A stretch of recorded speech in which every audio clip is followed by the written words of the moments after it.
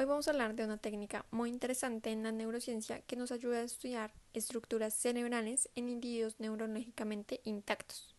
Este es los potenciales evocados. Esta herramienta nos permite ver cómo el cerebro reacciona en milisegundos frente a un estímulo, ya sea como una palabra o una imagen. Para usarla se colocan pequeños electrodos en el cuero cabelludo. Estos detectan la actividad del cerebro, lo que conocemos como EEG, es decir, electroencefalograma. Entonces, ¿qué se hace? Bueno, se repite el estímulo varias veces y con ayuda de programas de computadora se filtra y se promedia la señal. Así se elimina el ruido y se obtiene una onda clara, es decir, el potencial evocado. Este método no nos dice con exactitud dónde está ocurriendo la actividad en el cerebro, porque el cráneo difumina la señal, pero sí nos da una resolución temporal excelente. Podemos ver al milisegundo cuando aparece una respuesta cerebral. Algunos de los ejemplos más famosos serían la P300. Aparece a los 300 milisegundos y refleja cuando el cerebro ha detectado un estímulo inesperado.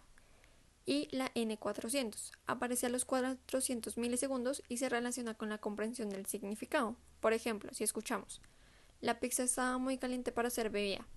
El cerebro genera N400 porque la frase no tiene ningún sentido. En conclusión, los potenciales evocados no son una foto del cerebro, sino una medida de sus chispazos eléctricos en el tiempo. Gracias a ellos podemos estudiar cómo el cerebro procesa el lenguaje y muchas otras funciones. Hagamos una explicación mucho más sencilla. Imagina que tu cerebro es un estadio lleno de gente gritando y estás tratando de escuchar un aplauso. Ese aplauso se pierde entre tanto ruido. Lo que hacen los potenciales evocados es poner micrófonos en el estadio y repetir ese aplauso muchas veces, y usan una computadora que filtra el ruido solamente para quedarse con el aplauso. Ese aplauso aislado sería el potencial evocado, la reacción del cerebro a algo específico. Sirve para saber cuándo el cerebro reacciona casi al instante, pero no nos dice bien dónde ocurre. Entonces recordemos, si ves algo inesperado, aparece un pico a los 300 milisegundos. Pero si ves una frase que no tiene ningún sentido, aparece una caída a los 400 milisegundos. Bueno, para continuar hablando de los potenciales evocados, también conocidos como ERP por las siglas que tienen en inglés, lo más valioso de los potenciales evocados es su altísima resolución temporal. Esto quiere decir que pueden detectar cambios en la actividad cerebral en milisegundos, lo que nos permite observar cómo el cerebro responde al lenguaje segundo a segundo. Y aunque no ofrecen como un gran detalle espacial, esto quiere decir que no muestran con precisión en qué zona del cerebro está activa, si nos dicen cuándo ocurre cada proceso mental. Lo más importante que nos ha como aportado esta técnica al lenguaje eh, es el componente N400, que es una deflexión negativa que aparece aproximadamente en 400 milisegundos después de que el cerebro detecta una incongruencia semántica. Entonces, por ejemplo, si escuchamos la frase "la pizza está demasiado caliente para ser bebida", el cerebro reacciona con un N400 porque la palabra bebida no encaja directamente en el contexto. Entonces, este componente refleja el esfuerzo que hace el cerebro para integrar el significado de las palabras dentro de una oración. Lo sorprendente es que el N400 aparece independientemente del canal sensorial, ya sea que el estímulo sea visual, auditivo o incluso en un lenguaje de señas. Esto demuestra que el procesamiento semántico es un mecanismo central del lenguaje más allá de cómo se recibe la información. Otro componente súper relevante es el P300, que aparece cuando un estímulo es inesperado o novedoso. Este es un pico positivo que surge alrededor de 300 milisegundos y está relacionado con el procesamiento consciente y de atención.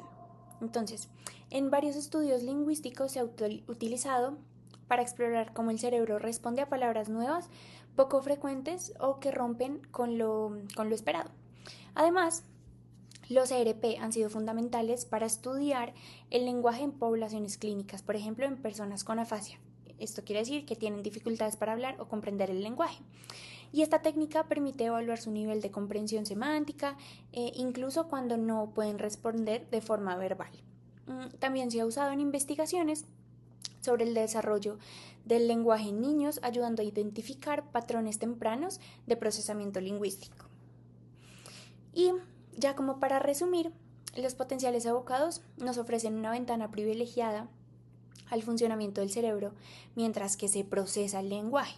Nos permiten entender cómo comprendemos, integramos y respondemos al lenguaje en cuestión de milisegundos.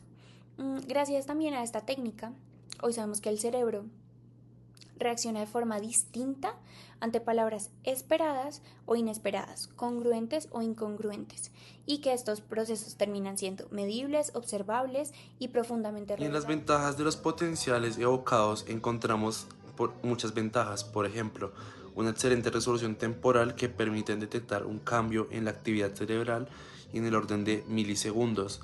Es ideal para estudiar múltiples procesos básicos del lenguaje, como reconocimiento, palabras o percepción del habla.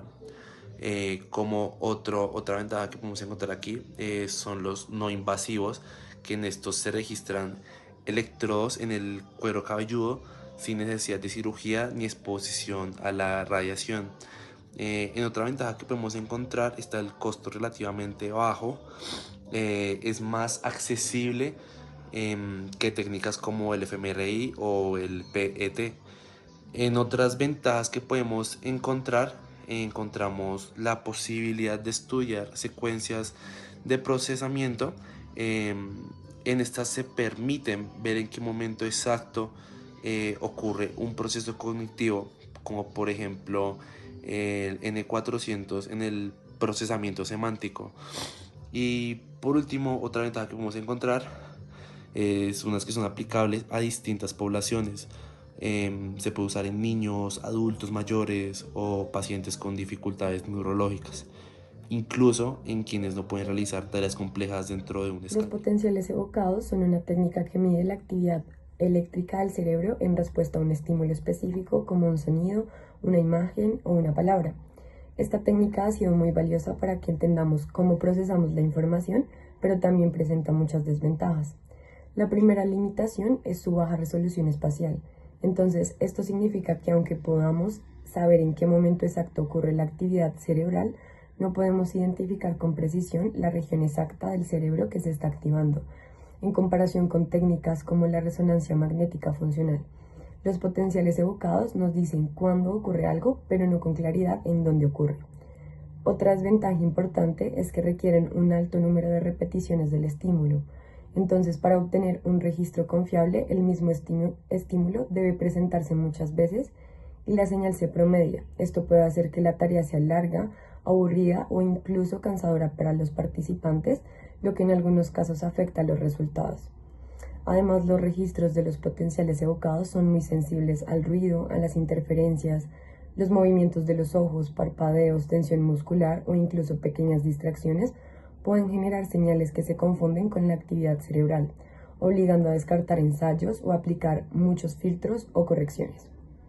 Otro inconveniente es que los potenciales evocados se limitan a responder un estímulo muy específico y artificial. Entonces esto quiere decir que no siempre se reflejan de manera natural cómo funciona el cerebro en situaciones de la vida real, sino en condiciones muy controladas de laboratorio. La interpretación de los resultados también puede ser muy compleja y muy ambigua. Las ondas que se registran no siempre tienen un significado y diferentes procesos cognitivos pueden generar patrones parecidos, lo que exige experiencia y cuidado en el análisis. En conclusión, los potenciales evocados son una técnica excelente para estudiar el procesamiento cerebral, pero presentan limitaciones claras como la poca precisión espacial, alta sensibilidad al ruido, necesidad de muchas repeticiones, condiciones poco naturales y una interpretación difícil. Por estas razones, al igual que otras técnicas, suelen complementarse con métodos de neuroimagen para tener una visión más completa del cerebro.